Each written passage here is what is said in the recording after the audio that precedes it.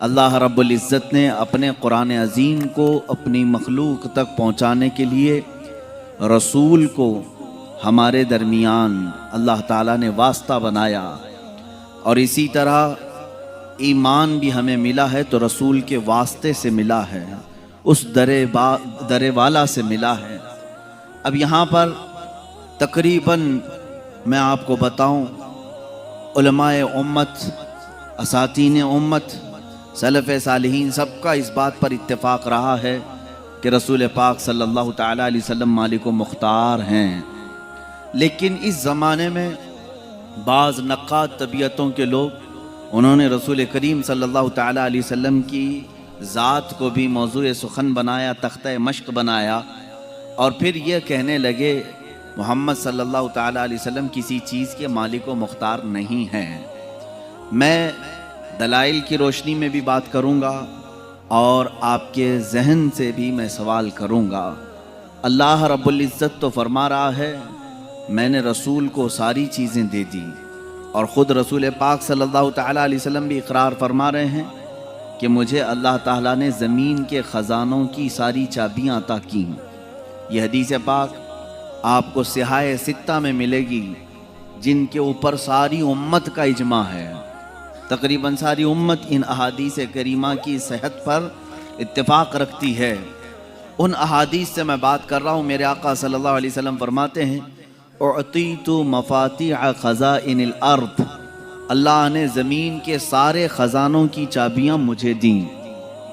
اب جس کا یہ کہنا ہے کہ رسول اپنی طرف سے کچھ نہیں دے سکتے، رسول کسی کو کچھ نواز نہیں سکتے، وہ مختار نہیں ہے، ان کو اس بات کا اختیار نہیں ہے، تو میں سمجھتا ہوں یہ بھونڈی سی بات ہے۔ میاں اگر کسی کو کوئی چیز دی گئی ہے تو وہ کیوں دی گئی ہے؟ اللہ رب العزت نے سارے خزانے رسول کو دیے، اللہ نے بھی فرمایا اور رسول بھی کہہ رہے ہیں کہ مجھے سارے خزانوں کی چابیاں دی گئی۔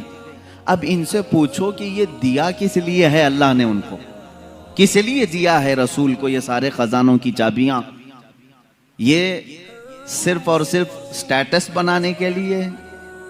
کیا ایک سٹینڈرڈ مینٹین کرنے کے لیے جیسے کچھ لوگ رکھتے ہیں؟ جب کسی کے پاس کوئی خزانہ آتا ہے، اب ہمیں رسول پاک کی زندگی پڑھنے کے بعد بھی یہ پتہ چل رہا ہے کہ حضور نے پوری 63 سالہ زندگی خزانوں کی چیزیں استعمال نہیں فرمائی، وہ تو نہایت سادی زندگی پر قناعت کرتے رہے۔ اب یہاں سے بات یہی نکلتی ہے، اللہ نے اگر اپنے رسول کو سارے خزانوں کی چابیاں دی ہیں تو صرف رسول کو رکھنے کے لیے نہیں بلکہ بانٹنے کے لیے ہی دی ہیں، امت کے لیے دیا ہے۔ اب آپ یہ کہتے ہیں کہ رسول سے مانگنا نہیں چاہیے، تو خزانے ان کے پاس ہیں، نہ مانگے تو پھر کریں کیا؟ خود حضور فرما رہے ہیں میرے پاس سارے خزانوں کی چابیاں ہیں، جس کے پاس چابی ہے اس سے نہ پوچھیں، اس سے پوچھنا جرم ہے۔ مثال کے طور پر مسجد کس کی ہے؟ اللہ کی ہے، اس میں کوئی شک ہے آپ کو؟ مسجد کس کی ہے؟ اللہ کی ہے، سارے لوگ جانتے ہیں اللہ کی ہے، یہ اللہ کا گھر ہے، لیکن چابی مؤذن صاحب کے پاس ہے۔ ہم نے مسجد کے انتظامیہ کو بھی دیکھا، صدر ہے، متولی ہے، کوئی بھی ہے، انہوں نے مسجد کی دیکھ بھال کے لیے کسی کو مقرر کیا، کبھی مؤذن صاحب کے پاس، کبھی امام صاحب کے پاس مسجد کی چابی ہے۔ تو آپ سیدھے اللہ کے گھر میں آنے کے لیے کیوں نہیں کہتے دروازے پہ کھڑے ہو کر کہ اللہ دروازے کھول دے؟ آپ مؤذن صاحب سے کہتے ہیں چابی لائیے، کھولیے، اور یہاں پر آپ کو کوئی شرک کا فتویٰ بھی نہیں دیتا۔ چابی ان کے پاس ہے، مؤذن صاحب کے پاس، تو اگر ہم نے سوال کیا آپ کے پاس دروازوں کی چابیاں ہیں، ذرا کھولے، میں اپنے رب سے ملاقات کروں، اپنے رب کی بارگاہ میں میں عبادت کروں، ظاہر سی بات ہے ان کے پاس چابی کی ذمہ داری ہے تو ان سے سوال کرنے میں کوئی حرج نہیں۔ اب جب رسول نے تمہیں بتایا زمین کے سارے خزانوں کی چابیاں میرے پاس ہیں تو رسول سے سوال کرنے میں کیا حرج ہے؟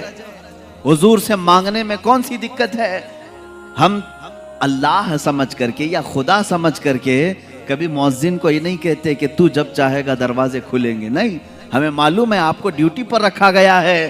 ہم اسی طرح عقیدہ یہ بھی رکھتے ہیں رسول پاک صلی اللہ تعالیٰ علیہ وسلم جن خزانوں پر اللہ نے ان کو قدرت دی ہے وہ حضور کے خود کے نہیں، اللہ کے عطا کیے ہوئے ہیں۔ رسول پاک کو اللہ تعالیٰ نے مالک بنایا ہے، اسی لیے محدثین نے فرمایا حضور پاک صلی اللہ تعالیٰ علیہ وسلم کا ایک لقب ہے، وہ نائب خدا مطلق ہیں، یعنی اللہ کا جو نائب ہے، اللہ کا جو نائب ہے، تو رب تبارک و تعالیٰ کا جو نائب ہے تو وہ اس کی زمین پر اختیارات اگر نہیں رکھتا تو پھر نائب کیسا ہے؟ اگر اس کو کچھ بھی اختیارات نہ دیے جائیں تو اس کو نائب کہیں گے؟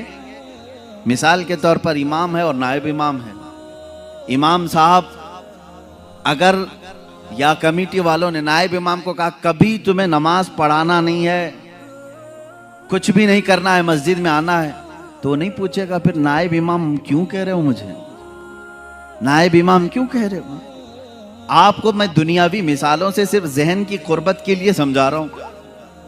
سی ایم ہے اور ڈپٹی سی ایم ہے، اور ڈپٹی سی ایم کو اگر کہہ دیا جو کچھ بھی نہیں، خالی تجھے بیٹھنا ہے اور اٹھ کے چلے جانا ہے، پارٹی چھوڑ کے چلا جائے گا، کچھ بھی کرنا نہیں ہے، کوئی اختیار میرا نہیں ہے، تو ڈپٹی سی ایم بنائے کیوں ہے؟ یہ دنیاوی دستور ہے، جس کو عہدہ دیا جاتا ہے اسے اختیار بھی دیا جاتا ہے، جسے عہدہ دیا جاتا ہے اسے اختیار بھی دیا جاتا ہے۔ جب رب تبارک و تعالیٰ نے نبی کو سید الانبیاء کا عہدہ دیا تو اختیارات کتنے عطا فرمایا ہوگا؟ اختیارات کتنے دیے ہیں؟ عزیزان گرامی، ہم سنیوں کا عقیدہ یہی ہے جہاں بانی عطا کر دیں بھری جنت ہبا کر دیں۔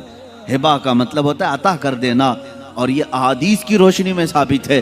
ایک صحابی حضرت ربیعہ رضی اللہ تعالیٰ عنہ حضور صلی اللہ تعالیٰ علیہ وسلم کی خدمت میں حاضر رہتے تھے۔ تہجد کے وقت میرے آقا صلی اللہ تعالیٰ علیہ وسلم کو وہ وضو کروا رہے تھے، پانی پیش کیا، اللہ کے نبی صلی اللہ تعالیٰ علیہ وسلم خوش ہو کر کے حضرت ربیعہ اسلمی سے کہتے ہیں کہ اے ربیعہ، کچھ تجھے مجھ سے مانگنا ہے تو مانگ لے، کچھ مجھ سے پوچھنا ہے تو پوچھ لے۔ اب رسول خود امت کو کہہ رہے ہیں مجھ سے مانگ لو، کیا رسول شرک کی تعلیم دے سکتے ہیں؟ حضرت ربیعہ رضی اللہ تعالیٰ حدیث کے الفاظ ہیں سل ما شئت یا ربیعہ، جو تو چاہے وہ پوچھ لے۔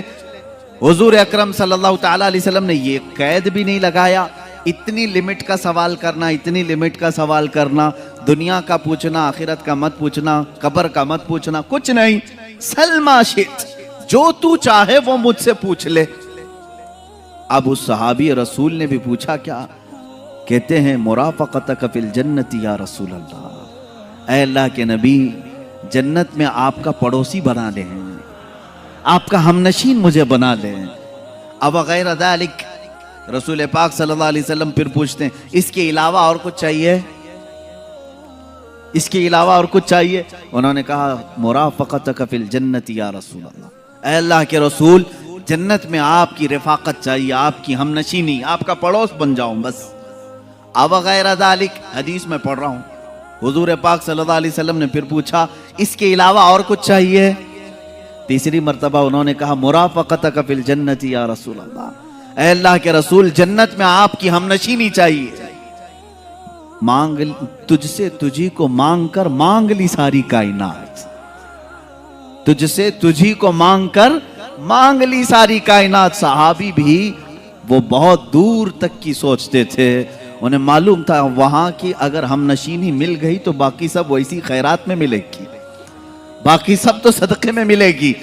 انہوں نے بالکل لاسٹ اینڈنگ والا سوال کیا ہے، یہ نہیں کہ حساب میرا قیامت میں ہلکا ہو جائے، میزان عمل میں کچھ آپ کی مدد مل جائے، حوض کوثر پہ یہ ہو جائے۔ انہوں نے لاسٹ اینڈنگ کا سوال کیا، اگر وہ ہم نشینی مل گئی تو یہ ساری منزلیں تو پاس ہو کے ہی ملے گی۔ اور یہاں پر اب جو بتانا ہے وہ یہ ہے، اللہ کے نبی صلی اللہ تعالیٰ علیہ وسلم اس صحابی سے بار بار یہ کہہ رہے ہیں اب غیر ذالک، اس کے علاوہ اور کچھ چاہیے؟ یہ کون کہتا ہے؟ یہ کون کہتا ہے پہلے ہی مانگی ہوئی چیز کو دے دیا ہو پھر یہ پوچھتا ہے کہ اس کے علاوہ اور کچھ چاہیے؟ 3 مرتبہ حضور پاک صلی اللہ تعالیٰ علیہ وسلم نے ان سے یہ سوال کیا، اس کا مطلب ہے کہ تو نے جو سوال کیا وہ تو تجھے مل گیا، اس کے علاوہ بھی کچھ چاہیے تو سوال کر۔ یہ ہے رسول کریم صلی اللہ تعالیٰ علیہ وسلم کے اختیارات۔ हुजूर अकरम सल्लल्लाहु ताला अलैहि वसल्लम के तसर्रुफात, जिसको आप यूं समझें कि उनकी ताकत और क़ुव्वत दुनियावी एतबार से, उखरवी एतबार से, शरई एतबार से, मैं सारी चीज़ों की तरफ आता हूँ। अल्लाह के नबी सल्लल्लाहु ताला अलैहि वसल्लम को अल्लाह ताला ने इख्तियारात का मालिक बनाया है और कुरान उसकी गवाही दे रहा है। यअमुरुहुम बिल मारूफि व यनहाहुम अनिल मुनकरि व युहिल्लु लहुमुत तय्यिबात व युहर्रिमु अलैहिमुल खबाइथ व यदअु अन्हुम इसरहुम वल अगलाल अल्लती कानत अलैहिम। कुरान पाक में अल्लाह फरमा रहा है, वो रसूल तुम्हारे पास है जो तुम्हें अच्छाइयों की का हुक्म देता है, बुराइयों से रोकता है। अब जो दो लफ्ज़ आए हैं वो ये है, अल्लाह फरमाता है युहर्रिमु अलैहिमुल खबाइथ व युहिल्लु लहुमुत तय्यिबात, पाकीज़ा चीज़ों को तुम्हारे लिए वो हलाल बनाता है और नापाक चीज़ों को वो रसूल तुम्हारे लिए हराम कह देता है। पता ये चला हराम और हलाल दुनिया में बनाना ये भी इख्तियारात रसूल में से है। रसूल जिसे कहें हलाल वो हलाल है और रसूल जिसे कहें हराम वो हराम है।